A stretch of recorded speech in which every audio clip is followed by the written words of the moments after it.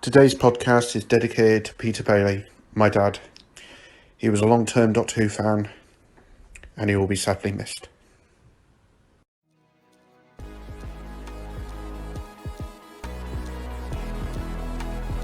Hey there, this is Jimmy from the zeotohero podcast, and we want to support all our partners. Here is Ben and his new podcast, BakerRangers Movie Talks. Follow Ben and his guests as they review a movie of the week. If you want to see more from Billy, Ben, myself, or all our partners, please follow us at zeotohero pod across all platforms. And without further ado, here is BakerRangers Movie Talks with Ben and all his technical problems.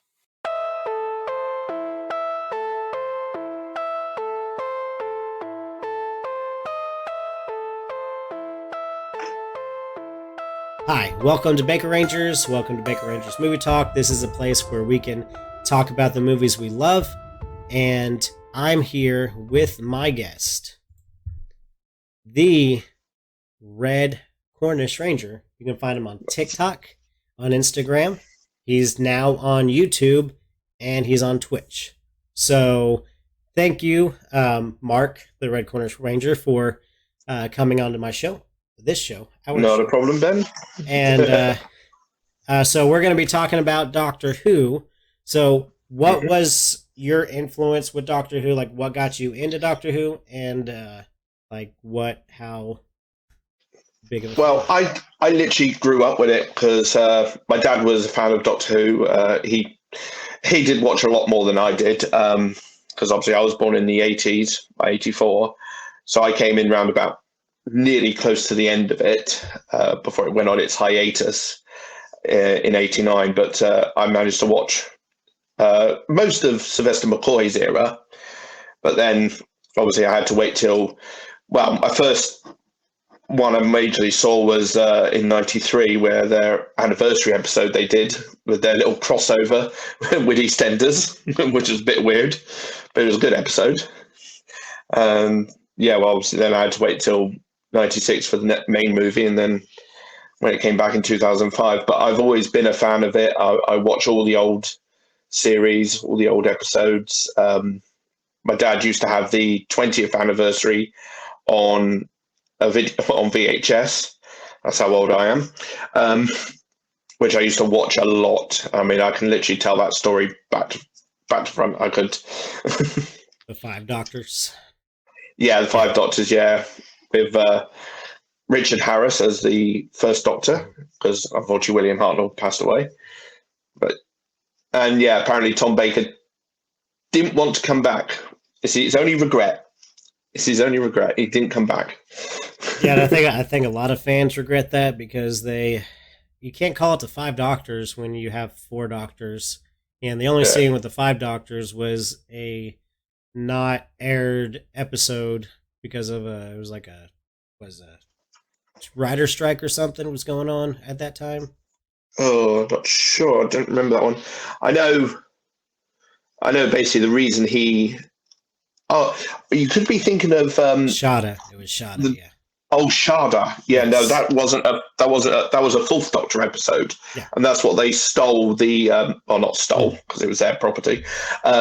They took the clip from that unaired episode, but yeah, you're right. It was because of writer's strike. It never got aired, never got completed until quite recently, really.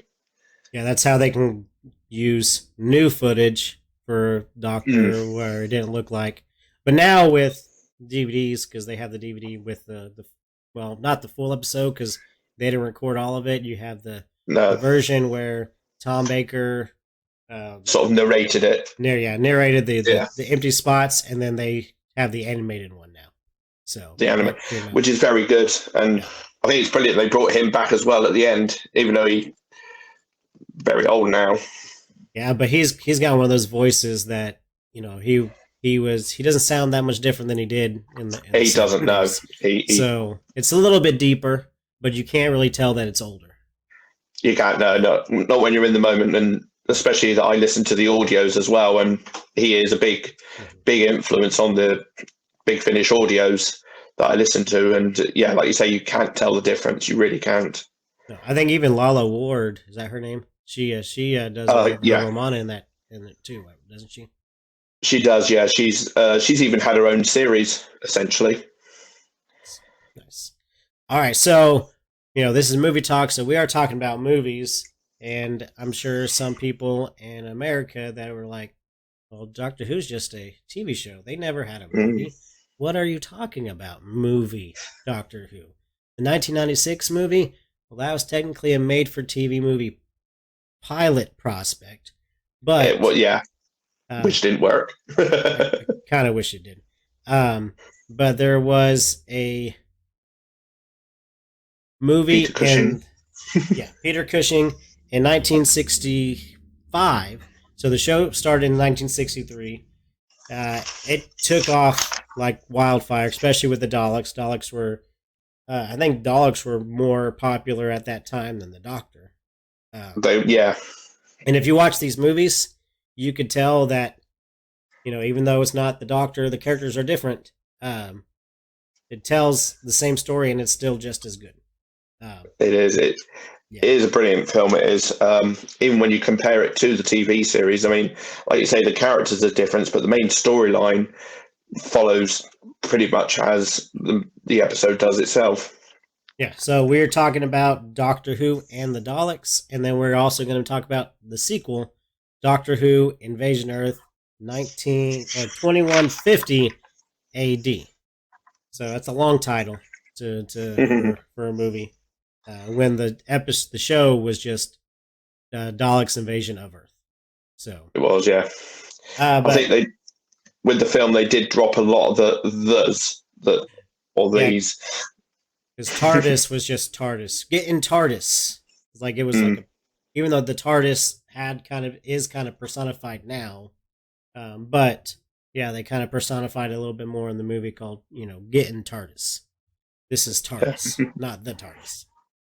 And his name was actually Doctor Who. Yes. So yeah, because Peter Cushing basically plays a human scientist called Doctor Who, and unlike the TV episode where it's two teachers by the name of Ian and Barbara, in the film it's his granddaughters Barbara and Susan, and then Barbara's boyfriend comes round who is Ian Chesterton. They even keep in actually that funny little running joke that was throughout William Hartnell's series of pronouncing his name wrong. That was more William Hartnell. Yeah, he had issues with it. Yeah, he was already like in the year. Well, he was probably in the 60s whenever it came out. I think so. Yeah, he was he was.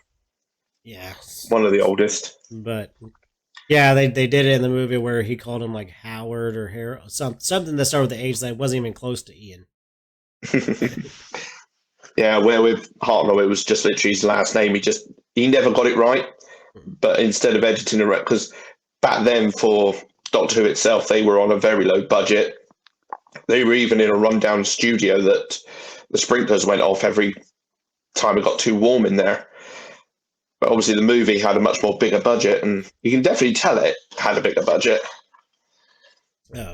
Yeah, definitely even with the Daleks, they didn't have as big a budget as they wanted to. They were able to build more Daleks because they wanted flamethrowers, or from what I heard, they wanted flamethrowers for the blast, but they changed it to fire extinguishers instead. Yeah, yeah. I think I probably would have went with the negative X-ray little that they did in the show, but I guess they wanted something more practical. But we'll start from the kind of the beginning of the show. So I think it's funny, like right at the beginning, we see Susan, who's 10 years old in the show, in the movie. In the show, she's like 16, 15, 14. 14. Looks it. Let's just leave it at that, shall we? She looks and acts it, even though she's really smart. But but the way Time Lord time happens, she could be anywhere between 80 to 180. She's reading a book on physics, and then you pan over to Barbara, who's reading a book called The Science of Science. And then the Doctor, who's reading a comic book. Yeah. Is like fascinating. What's it called? It's on the tip of like my the tongue. Eagle something from it's boys, like a boys magazine. Yeah, I know it was. I think it was quite a famous one for back in the time. Now I can't think about what it's called, but if it was America, it would be the Boys Life magazine, because I think that's what we had. But I don't know about England or the UK. So, but yeah, and you talked about Barbara being his granddaughter. Whenever in the show, she was Susan's teacher, one of Susan's teachers. One of them, yeah. So, her and Ian. So they went with I guess a younger, because it was still marketing to kids. They wanted to make a bigger kids movie out of it. I'm gonna assume. So they wanted to make Susan I would younger, assume as well. Yeah, Barbara younger, Ian younger. Just make Barbara the granddaughter, and then Ian just the boyfriend, and then he just comes along with the ride. Yeah. He was a bit of a comic relief as well, I feel, in it, because of like the soft centre joke in there, and the sitting on the doorstep trying to open the door. Yeah, he kind of turns into that. How do you say this? He was kind of like the heroic wuss, I guess you could say. Yeah. In some parts. Some parts more so heroic, some parts not so, but he was trying to impress Barbara. So he was like, I don't want to do this. Trying to be the man, but yeah. Being the fool more than anything. Mm-hmm. Yeah, where Ian in the series was supposed to be the action man. He was supposed to be the tough guy in the episode or in the series itself. Yeah, so we start basically from there, and then because Ian is going to pick up Barbara for a date, and the Doctor wanted to show him TARDIS, and that's when hijinks ensues. He accidentally pushes the lever, and then they find themselves on a foreign planet. In the midst of a nuclear winter, almost. Yeah, because there was a petrified forest. The sand was just ash. They didn't think anything could live there. Then they found a city. Which the Doctor really wanted to go visit. And he tricked his way into doing it by faking the broken part of the TARDIS, which is the same in both the film and the movie. Is exactly what he does. And then obviously they all get captured, and that's when he admits his fault. But what they didn't know, obviously, was that the radiation was starting to affect him. Sorry about that. Sorry. Yeah. I did that one out. Sometimes you got to get it out. Which is, I guess, same the show, but like the way the Doctor goes about it is a little bit different, because the Doctor in the show is a little more conniving than the Doctor in the movie. He is, yes. So, because he's kind of like just the grumpy old man. In the movie, he's like a whimsical. He just more of a sweet grandfather. Yeah, he just wants to, venture out and learn new things, and so does Susan. And I'm sure he felt kind of bad about lying to Ian about the fuel fluid thing. Link. Fluid link, that's what it is.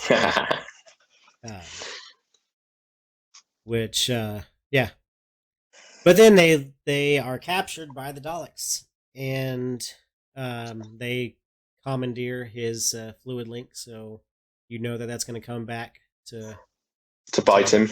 To bite them, because they're going to need to come back to get that. And does the Daleks, they let out Susan, or to talk to it's exactly the same person in both. So yeah, they let Susan out, and she writes a letter to.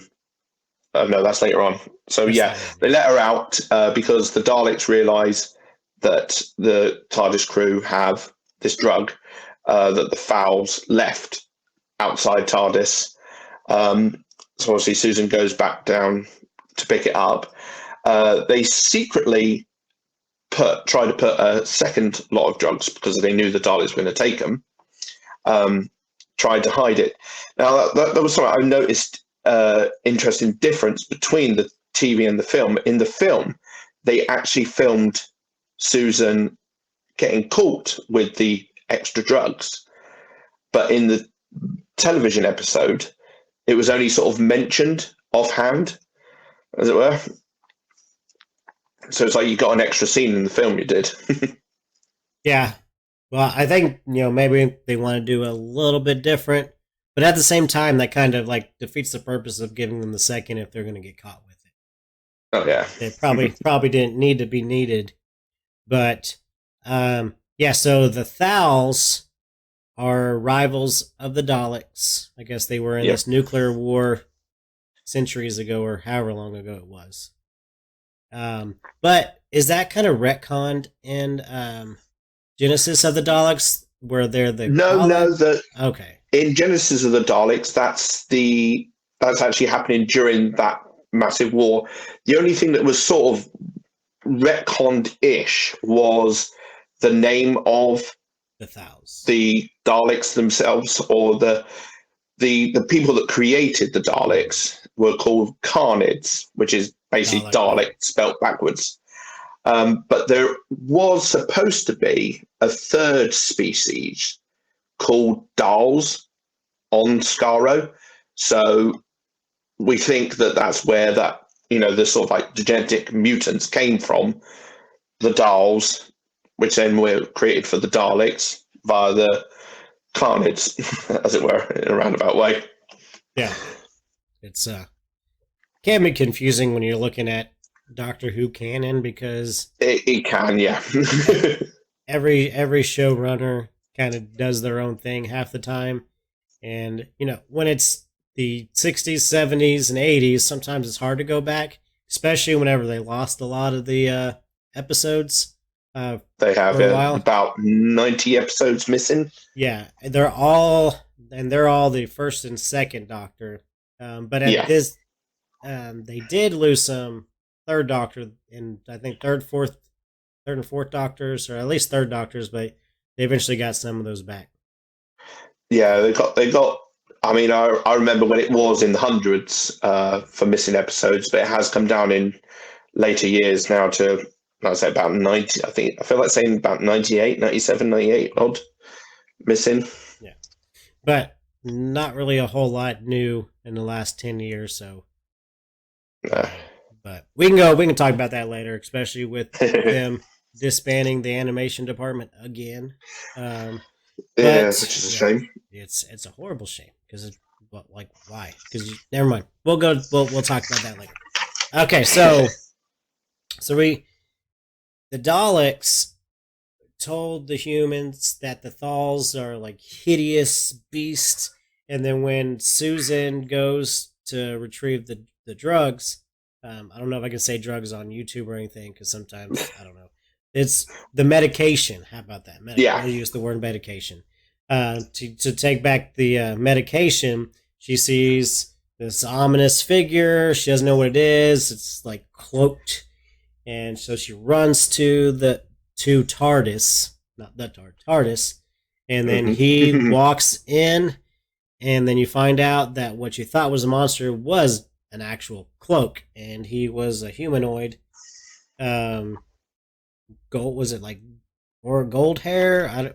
Yeah, kind of like I think they were sort of like trying to go kind of down the sort of Nazi-ish route, if I can say that, because the like blonde hair, blue eyes sort of look, as it were. And then, but their skin was kind of grayish. Yeah. I think in the show, it's black and white. You can't tell, but it doesn't look like that they were any different. No, you couldn't tell with the show. I mean, obviously, the film was actually done in color itself. We didn't have color over here until a good couple of years after this. Yeah. Good couple of years afterwards. And not until John Pertwee's first episode. Yeah. Then they decided to go into the realm of color that a lot of people were clamoring for a while with Doctor Who, because you had Star Trek in America, and Yeah. people were like, we can't really start competing with these sci-fi that Star Trek, is it's been in color when it started, and like it was in the mid 60s. It was, yeah. So, but we finally got, this is actually the first color Doctor Who in 1965. So she realized the Thals are really good guys. They're not monsters. Yep. And, but the Thals, they're living in a nuclear They're wasteland.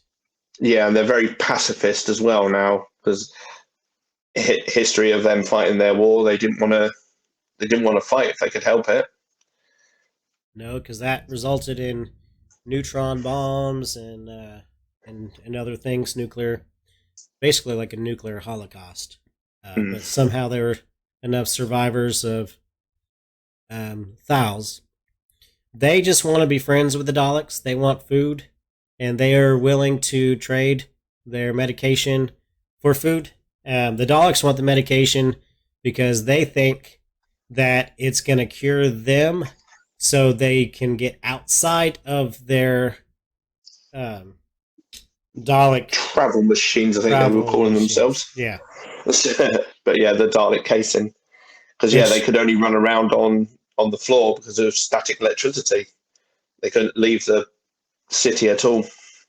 Yeah, and with that storyline of the Daleks, I know it's the first storyline of the Daleks because they took the original Dalek episodes, which is the third story of Doctor Who in its entirety. But later they kind of changed the Daleks to where they think that's the master race monsters, and they don't need to be fixed. But this is a time where Time Lord wasn't a thing. Time Lord wasn't a thing, I think, until... No, it hadn't even come up. No, the Time Lords came up in the end of War Games, Patrick Troughton's last episode, which would have been 1969. Mm-hmm. It was considered that Susan and the Doctor came from somewhere else, but that's literally all it was somewhere else. Yeah, you knew they were aliens. They weren't from Earth, but that's why it's called Doctor Who, because it's a mystery. Who is this guy that's just flying around in a police box? But yeah, that's the difference there as well with the film. Obviously, the film, the TARDIS is built to look like a police box, where in the TV series, it's actually a cloaking device to blend in. It's just kind of didn't work after the first episode. No. Except for that there's an episode with the seventh Colin Doctor. Baker. Well, there was sixth Doctor actually. Was it sixth that was pink? I thought it was the seventh Doctor. No, it was the sixth Doctor in the multicolored jacket, and he tried to fix the TARDIS, tried to fix the communion circuit, but it just turned it pink. Turned into all kinds of things. So, so with the movie, there's not really a whole lot that really happens in this. Like, the Daleks want the medication, Thals want peace and food, and the Daleks trick them. Yeah. So, but they kind of escape first because they realize that it's magnetized. That's how they can move around, because the floor is magnetized.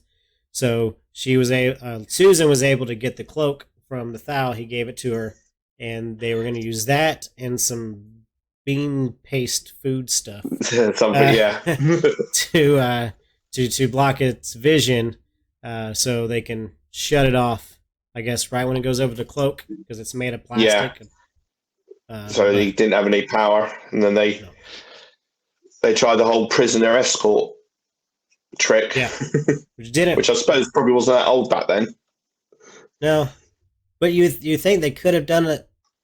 Well, I guess it kind of made sense that Ian wasn't going to be able to learn how to control that thing No. right away. So they had to push him, and Dalek found out that they weren't supposed to go anywhere, so they were escaping. And then he gets stuck in the Dalek suit briefly, and it's like, oh no, he's going to die. Yeah. They He's blow going it to up. You see it blow up, but and then he's miraculously there in the lift. Oh look, I'm fine. Which doesn't make sense because the lift was up, and they never pushed it to go down, and then all of a sudden it was going back up. But that's movies for you. They wanted to create suspense, so they don't show you certain things because even though it makes no sense how it happened that quickly, but it's about the suspense, and I'm sure at the time well, I don't know if people watched well, they didn't have home video back then. It's not like no. They have and we didn't have the internet, so we didn't have people whinging about it online. That's true. This is a plot hole. Yeah. So, you'd have to rely on your memory of this. That was an episode from 2 years ago that I saw once. So, but they were able to escape and meet with the Thals. The Doctor tries to convince them to fight, but they are so pacifistic. Is that a word? They don't want to fight. And then they tried to take off, and that's when they discover they didn't have the fluid link, so they can't leave. Yep. They had to convince them. So then they had to convince them to fight, which they did. And it's the same way they did in the show, sort of. In the show, it was Ian going upon himself. It was his idea. In the movie, it was the Doctor's idea, which makes sense in the movie because Ian is not a bit his more character. softer, almost, Yes. isn't he? He's got those soft centers. Yeah. It was Candy. So, he was saying, "Oh, well, maybe if we take one of you people to the city, we can get this thing situated." So he grabbed one of the ladies and started walking off with her. Then the leader Thal knocked him. Thumps him one. Yeah, which normally, if it wasn't a main character, that would have knocked somebody out. But since it's a main character, they're just kind of out of it for a second. They have kind of like a personal shield, you could say. Yeah, because you can hit. I can hit somebody in the head with this pin, and they're going to be passed out for the rest of the movie. It's like the difference between wrestlers and referees in wrestling rings. You can smack a wrestler around, but you can't blow on a referee. No. Or like with basketball, you can't do nothing. Referee will just take you out. So they get captured again, don't they? Or at least the Doctor. The Doctor and Susan do, which I think is the same in both the film and the movie. It is Susan and the Doctor that get captured. Yeah, and then they have Ian, Barbara, and three Thals. Yes, starts off back way. I think it actually starts off as 4, but one of them gets killed en route by a swamp monster. 3, and then 1 gets killed, and then the 2 almost lost the second one, but then he didn't really die. Yes. So I touched up on it today. I watched it the other day, but I wasn't paying as much attention, so I made sure I paid more attention today when I watched it.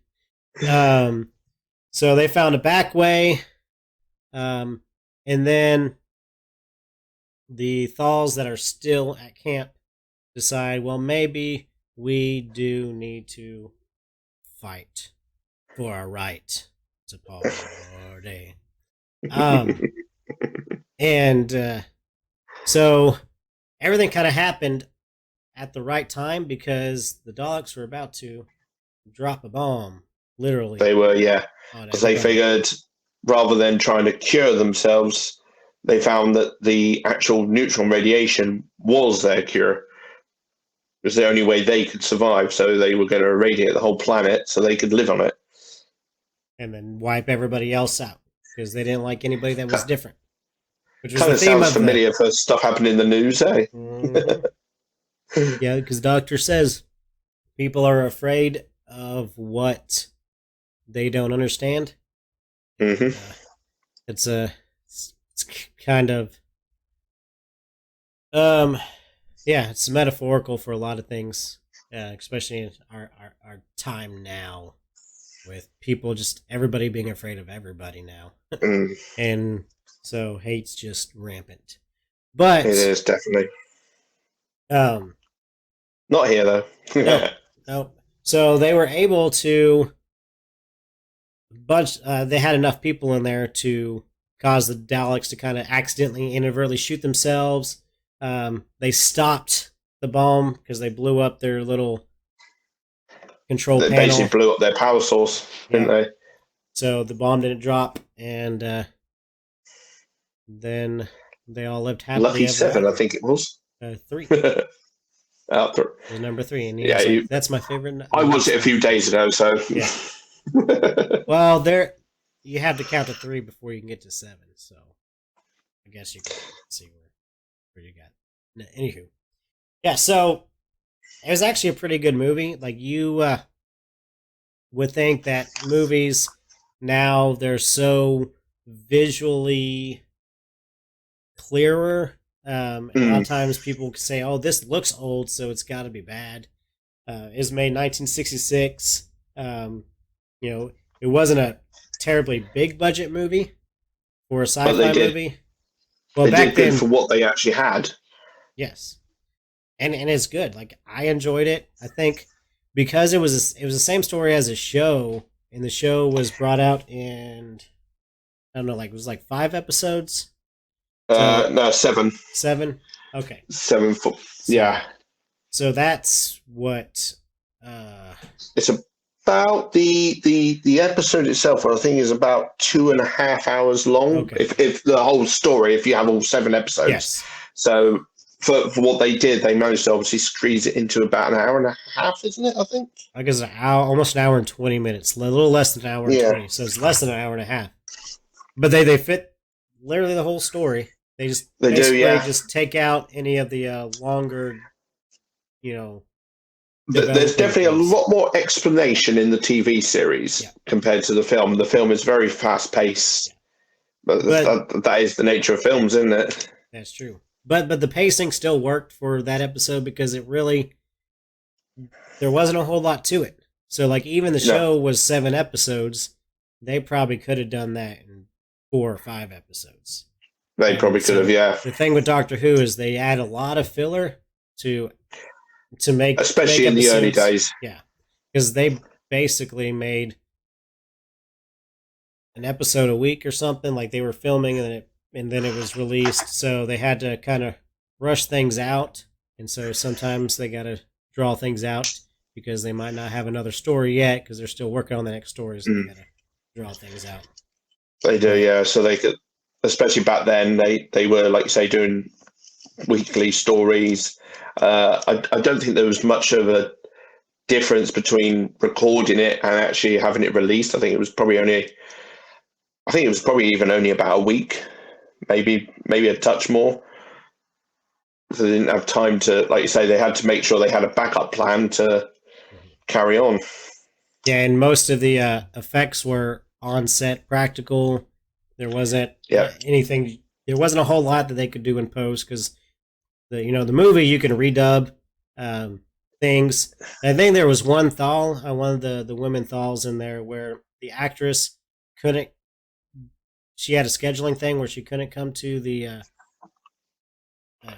recording, so somebody else actually recorded her voice. Yeah, like you say, you can do that where in the TV series, it's whatever sound comes out. So if somebody in the backstage drops something, you can hear, you can. And apparently in some of the older episodes, you can hear things being dropped and everything in the background. Occasional boom mics, or you can tell that the backdrop was just a sheet that was painted sometimes. Yeah, or even in actually the Dalek episode, where I think with the film they had all the physical models, because I believe those models actually went on to appear in the episode The Chase. But in the TV episode, The Daleks got cardboard cutouts in the background, and you can tell they're cardboard cutouts. You can really see it. Yeah, 'cause I think the production was able to use the movie Daleks after because they didn't really have the budget to really make a whole. That's why they look like they're made with actual plungers and whatever. So, but to kind of contrast the first movie with the TV show, the Doctor. We'll start with the Doctor. The Doctor is kind of huge, different contrast. It was almost like this different character. Yeah. I like both. Like I like Peter Cushing, William Hartnell. I like both of their renditions of the Doctor, but I think I kind of like Peter Cushing's version a little bit better. I don't know. Maybe it's he's a little more lighthearted. He's definitely a lot more lighthearted. I mean, I think the way it was pitched to William Hartnell was it was supposed to be sort of like it's sort of like supposed to do it in a sort of style of like Santa Claus, you know, being jolly and lighthearted, but he also had it as a grandfather sort of character, being old. I think even like it was said in a little crossover that David Tennant did with Peter Davison. You know, when he was younger, as it were, he was trying to be all important, all old and important, and that's the way sort of like Hartnell really did take it. He did take it quite. He even took it quite seriously in himself, and I think that does come across in his Doctor Who itself. But then, like you say, Cushing's Doctor is much more light-hearted, definitely, and definitely more playful in the way he acts. Even with his granddaughter or granddaughters. Yeah, so you know that was a interesting choice to kind of change. You know, you're going to make the Doctor more, I guess, down to earth, where he's a scientist and everything. You're going to keep his granddaughter in there, but instead of making her like a high school aged kind of person, they de-aged her even more. De-aged her to like a 10-year-old, which I saw something on a trivia thing where the director, he put, I guess, in her contract, because she's a kid, so I'm sure she didn't make a whole lot of money. Probably not, no. But he put in her contract that he was going to pay her like £1 for every scene she did in one take.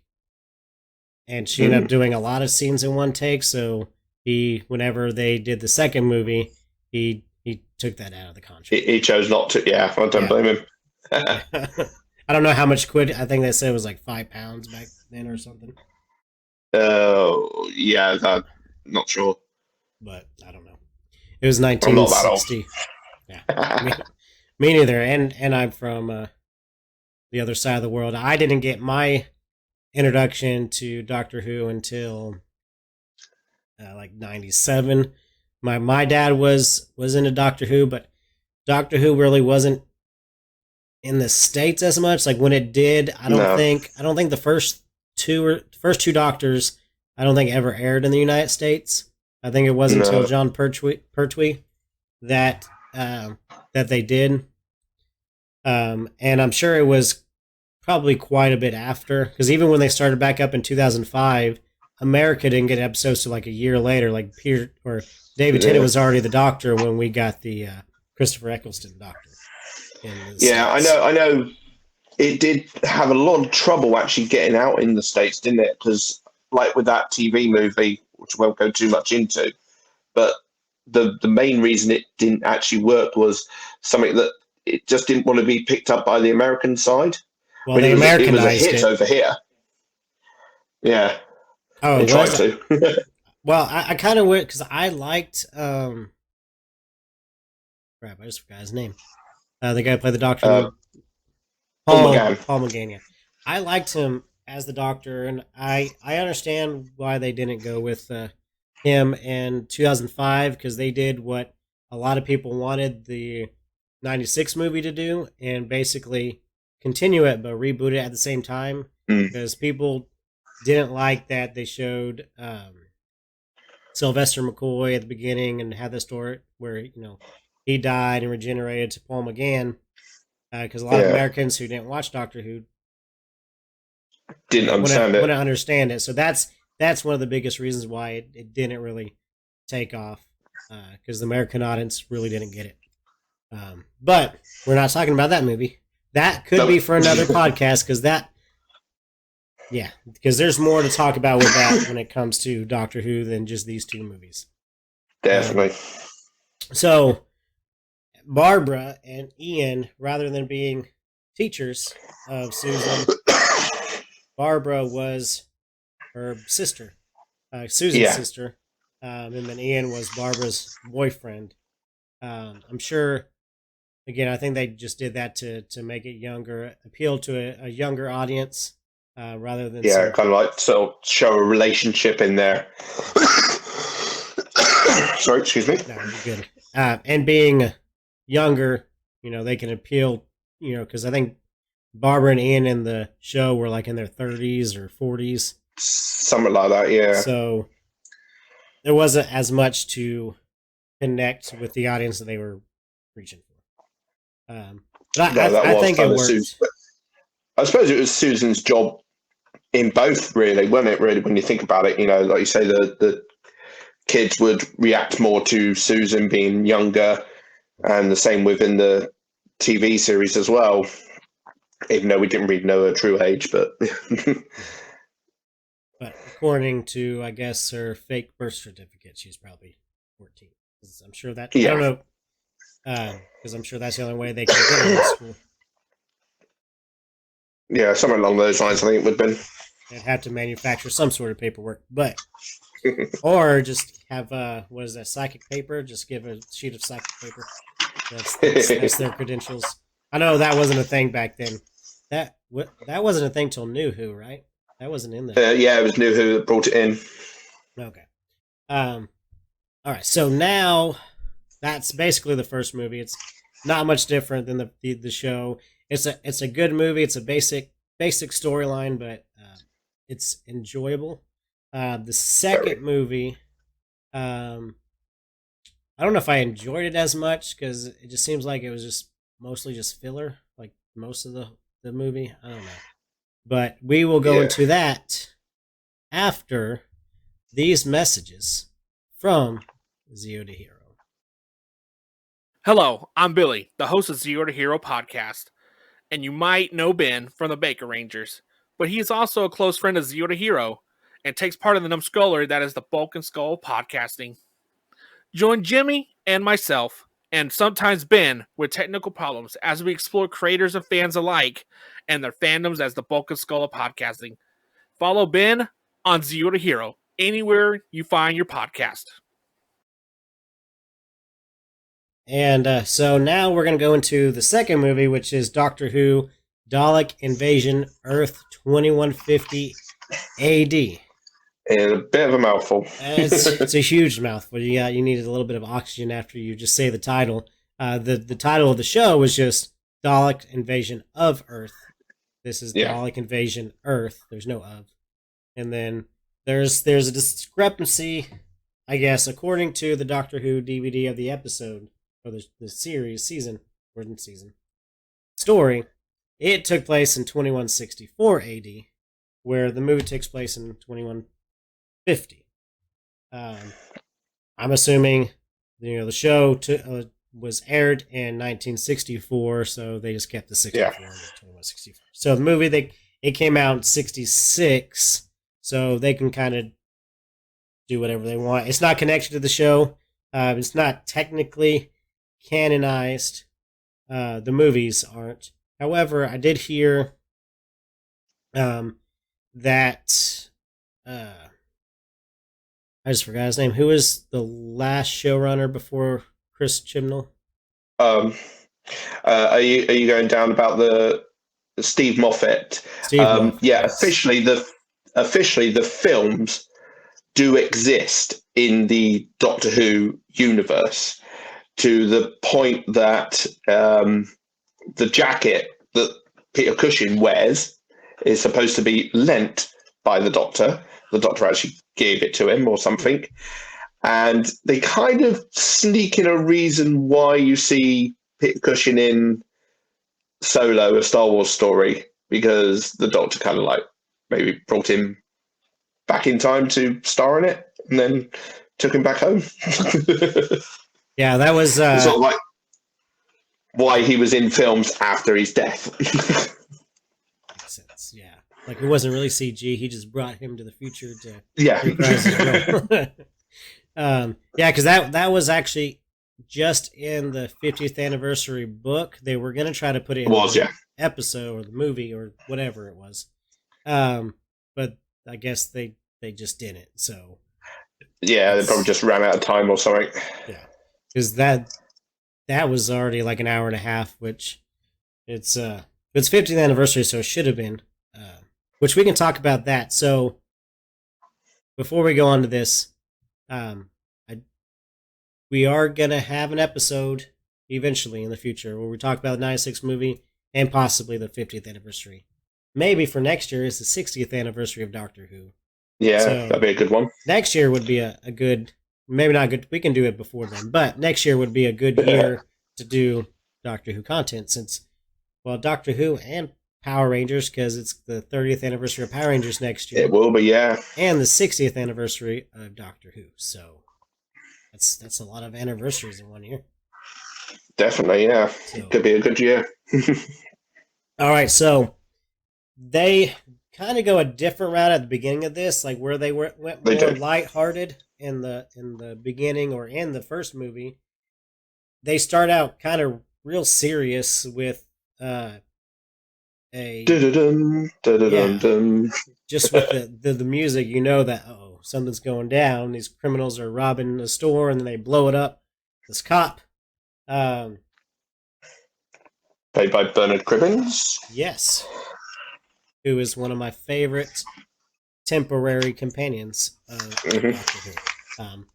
And personally, I will upset a lot of people. David Tennant is my least favorite Doctor. But I loved, I do love how, that him as a companion. I think he made made everything better. He did, yeah. So even though he was ultimately the one to actually kill the Doctor, technically. but in here he plays Tom. So in this movie, they basically, Barbara and Ian, I guess they went off and got married. I don't know. Did they? I don't think they ever explained. They're not here. No, they don't know. So Doctor has a niece named, is it Louise?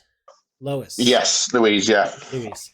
And so you have Tom and Louise instead of Ian and Barbara.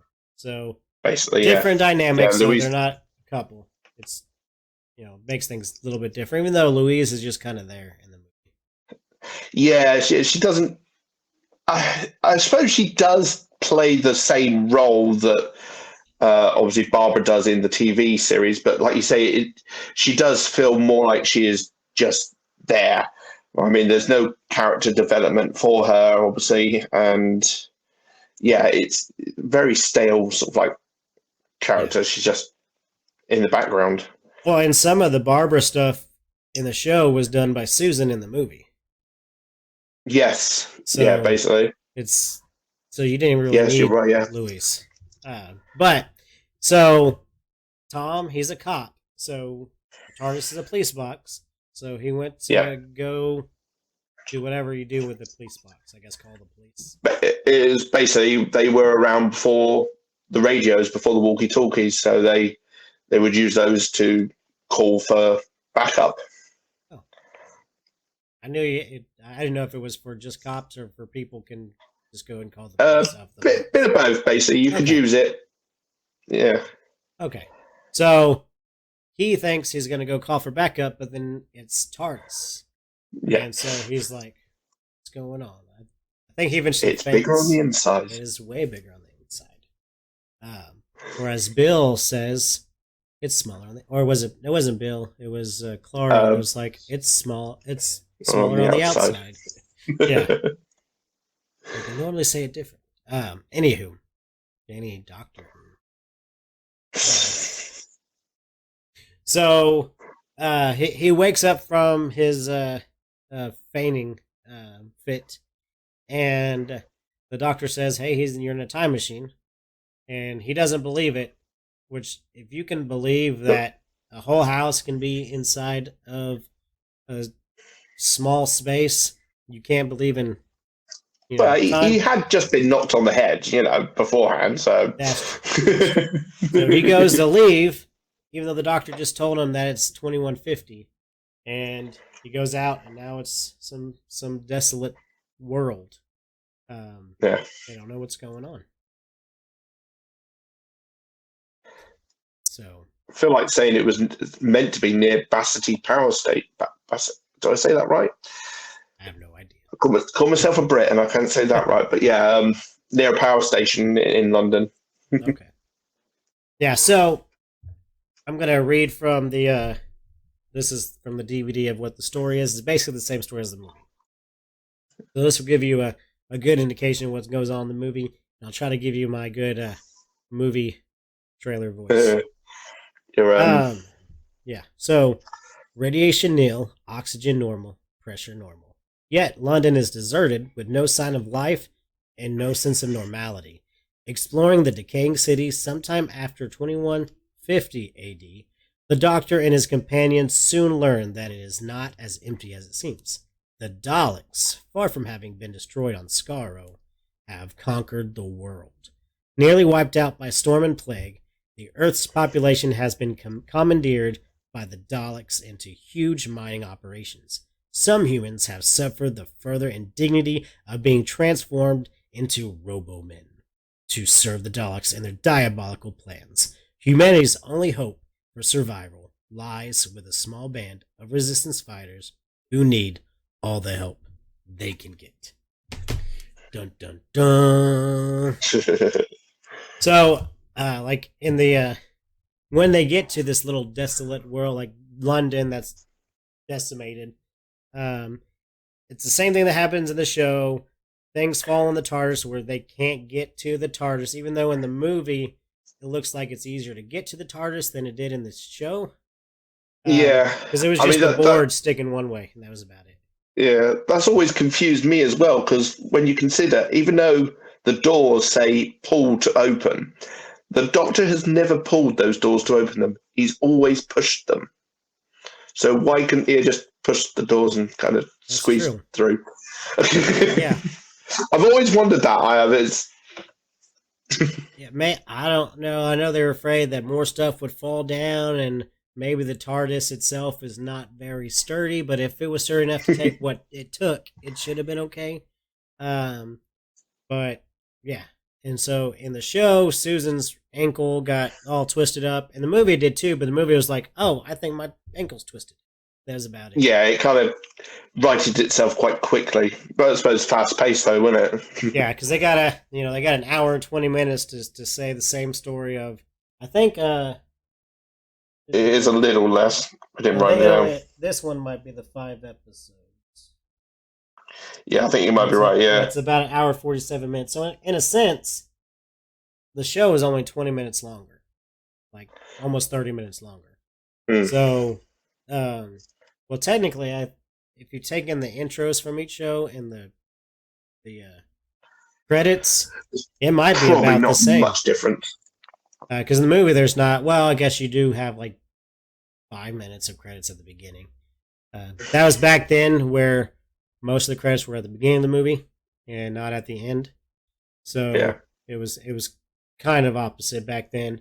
Star Wars actually changed that because they did, yes. So wasn't it something the Writers Guild or something like that? Yeah, it was basically like in some sort of rules for the it was either Writers Guild, Directors Guild, or the I feel like ratings. Directors Guild, actually. It could have been the MPAA. I'm not really quite sure. where George Lucas basically went. Yeah, because you had to put the credits at the beginning of the movie. He didn't want the credits at the beginning of the movie. He wanted them at the end of the movie, and so they were fined, I think, a sum of money on the first one, but then they allowed it to be okay after that. Something. Yeah. I feel like he had to leave or something as well because of it. No, he left because the Directors Guild, because Hollywood was getting too commercial, and it was more about the studio. Studios had more power than anybody else. He wanted to be more independent, so that's why he left.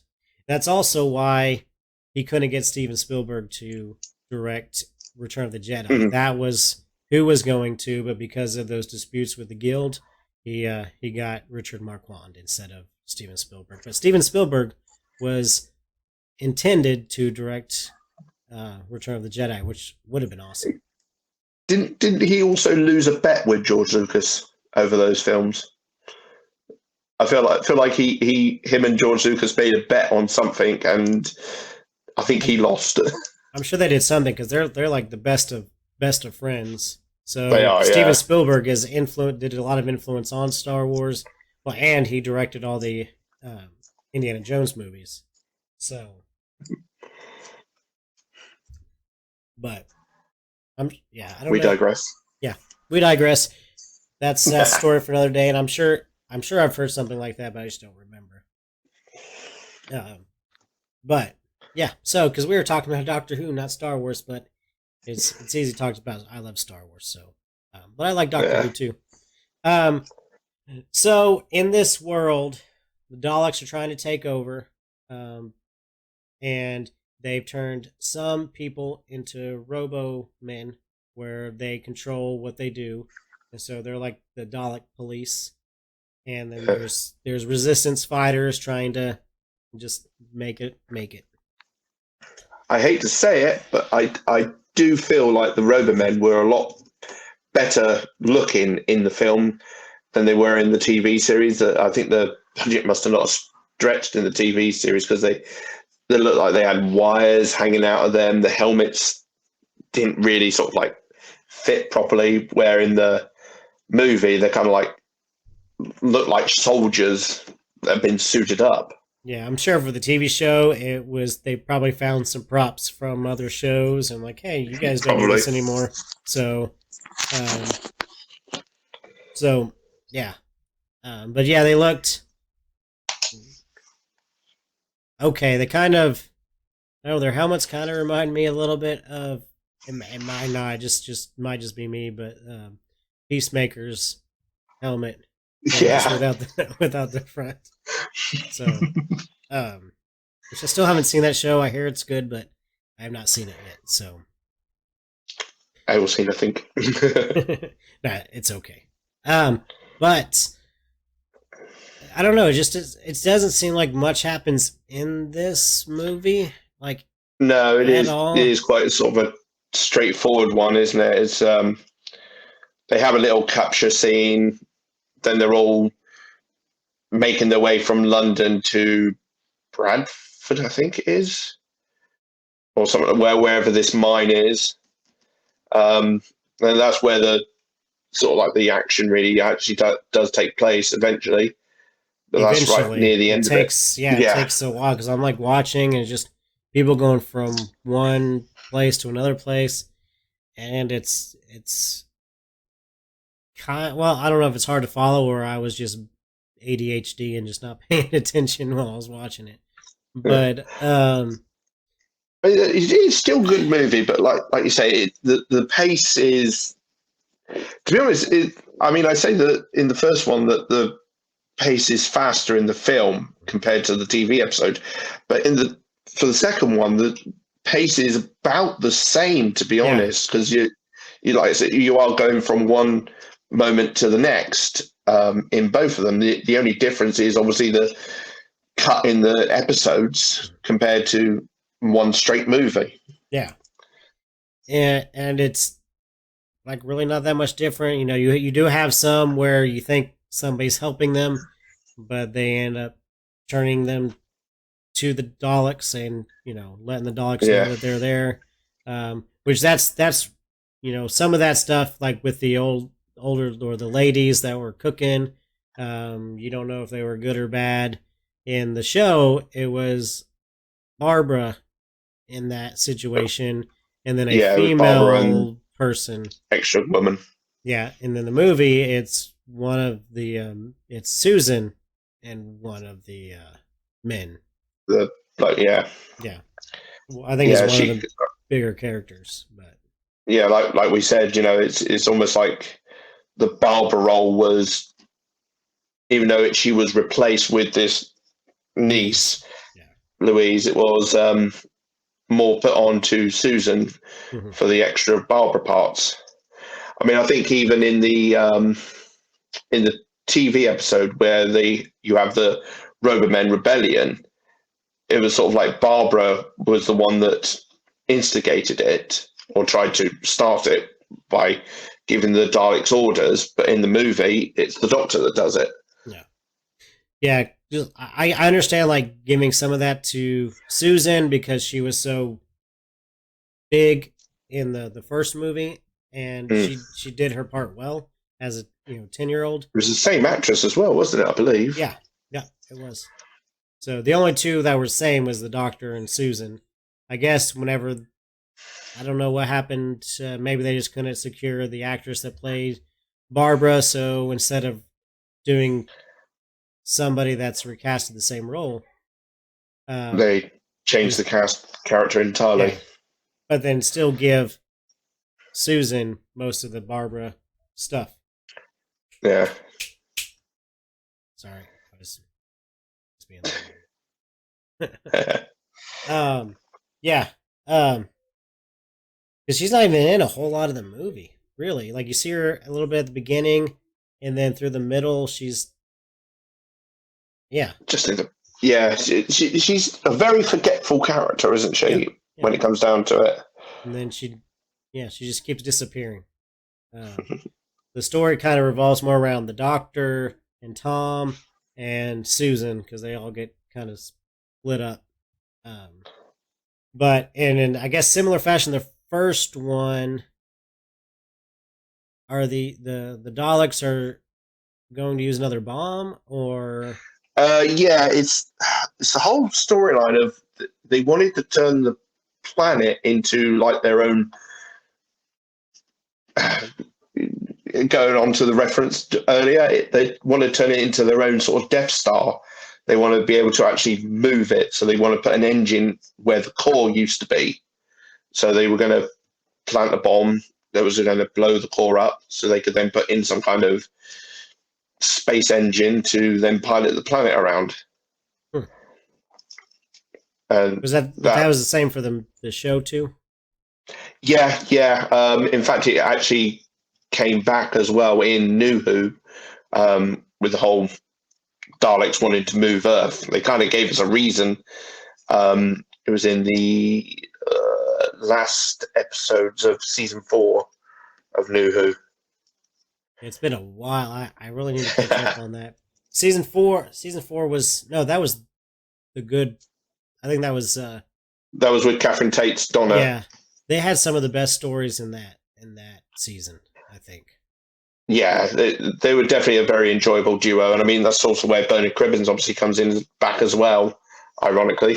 Yeah, because season 3, even though I liked Martha, this season was just kind of bland. But yeah, it didn't really take off until the last ones, really. Yeah, and then at the end of season 4, then that's the end. Well, not the end of David Tennant. Yeah, that's where like he didn't want to go yet, so he put his regeneration powers in his hand or whatever. But then the next season was just specials, and then it was 4 specials, like, same as what they're doing at the moment. Funny enough. Yeah, they are. With I think are they doing 4 with no 3. Okay. Kind of started with the Christmas or the New Year's.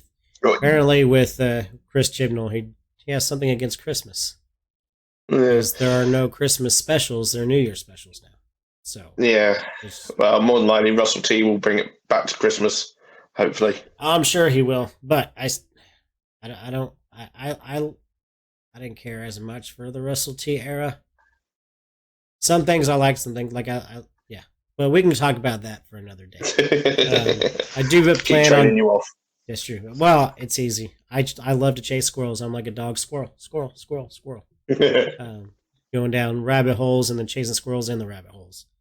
So, because that's basically at the end, they kind of escape. Doctor runs to the microphone that controls the Roboman, and he tells him to attack the Daleks. They all escape, and then a bomb kind of blows up in their ship or around their ship. And then see in the film, that rebellion, that's not the film, sorry, the TV series, that Roboman rebellion was a bit more. It had a bit more of an impact actually in the episode, where in the film it was kind of like over and done within like a few minutes. The Daleks had sort of like ended the rebellion almost as it started. Yeah. Yeah. And yeah. Yeah, basically that's it. Like there's not as much to talk about with the second film. There was a rumor that there was intended to be a third film, because there was a rumor that they bought the rights to the story for The Chase. Yeah, but as I found, it's a rumor. It's a bit of a myth. It is apparently. There's supposed to be a trailer. I haven't even actually ever searched for it, but apparently there's a trailer out there for what is supposed to be this third one. But the technology used to make that trailer is far more advanced than what was in the 60s. Well, I suppose it would have probably come out in the 70s if it had come out. But apparently it was a myth on it. Yep. It would have either been like 68, 69, or 70 around there if they did it. I wouldn't mind to see more Peter Cushing as a Doctor, and he actually in the show he turned the role down 3 times before they finally gave it to William Hartnell, and that was one thing he wished he hadn't done. No, it wasn't William Hartnell. He was going to. He could have been the. Hang on, I actually had it written down here somewhere. I think. I know I had it written down. I think it was something like that. He passed up the opportunity to be the second Doctor, and then passed up the opportunity to be the third Doctor. So we. Okay. Yeah, could have had him twice. So it was after the movie, they still asked him to come back to be the Doctor. That would have been interesting, where he was a non-canon in the movie, and now he's the real Doctor. Yeah. I'm glad they went with Patrick Troughton. He's one of my favorite Doctors. So. Yeah, he's definitely one of the good ones. I mean, even John Pertwee as well. I mean, he's brilliant at... it's kind of a shame that his son will... He doesn't refuse, but he says he doesn't want to walk in his dad's shoes out of respect. I was thinking the same thing, because that would be really awesome to have, John Pertwee's Doctor in as, his son. I don't know what his son's name is, but he played Alfred. He played Alfred in Gotham, and he still looks a lot like his dad. He doesn't have that lisp, but he still sounds like him. But it is kind of a shame, because even for the audio dramas with Patrick Troughton, it's the guy who plays his companion in it. There's 2 actually. There is for the second Doctor. There's Francis. He plays Jamie McCrimmon. Jamie, that's this one. Yeah, but also. One of Patrick Troughton's sons does the second Doctor as well. Michael Troughton, I think it's Michael Troughton. He does that for the audios of the second Doctor. don't know if you want this interesting fact. Mhm. Two interesting facts, actually. The actor that plays Dudley Dursley in Harry Potter is actually Patrick Troughton's grandson. Oh, I did not know that. And I do know the other character, the one I forgot his name, but Dean Thomas, yes, because he's Ian Chesterton, whoever his actor's name, his adopted son. William Russett's son. Yeah, Yeah. So yeah. There knew is a that lot one. of influence of Doctor Who in Harry Potter when you do look deep Well, into it.